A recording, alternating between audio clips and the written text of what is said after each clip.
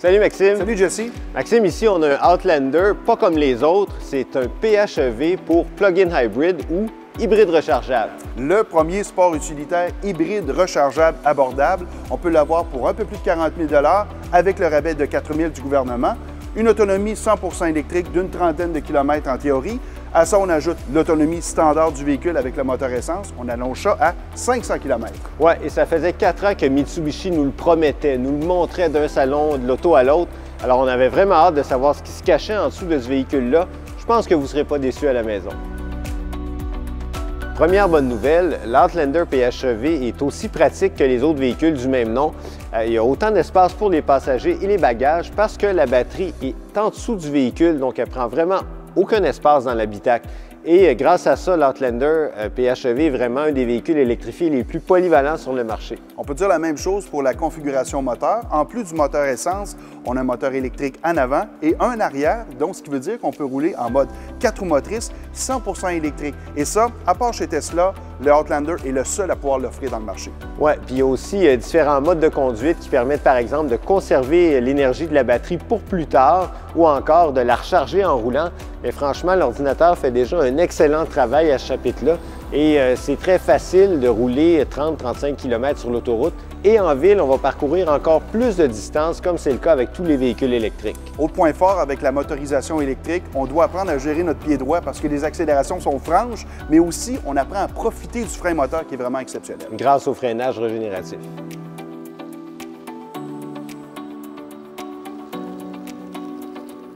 Je viens de parler du freinage régénératif.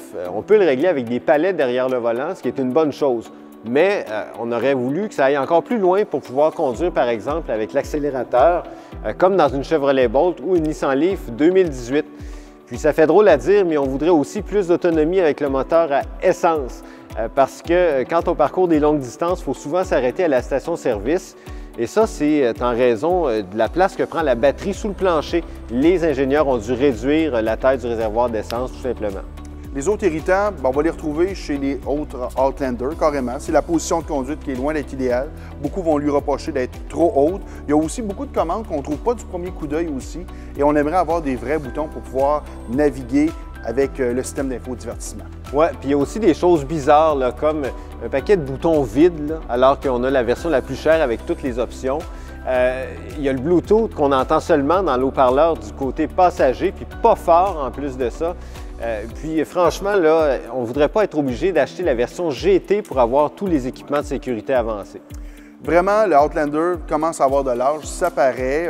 La tenue de route n'est pas l'idéal, il y a du roulis, on sent plein de petites bosses quand on se promène en ville. Mitsubishi est capable de faire pas mal mieux. La preuve, le nouveau Eclipse Cross. Et ça, c'est vrai parce que moi, je l'ai essayé, puis je peux vous dire qu'il est pas mal plus moderne.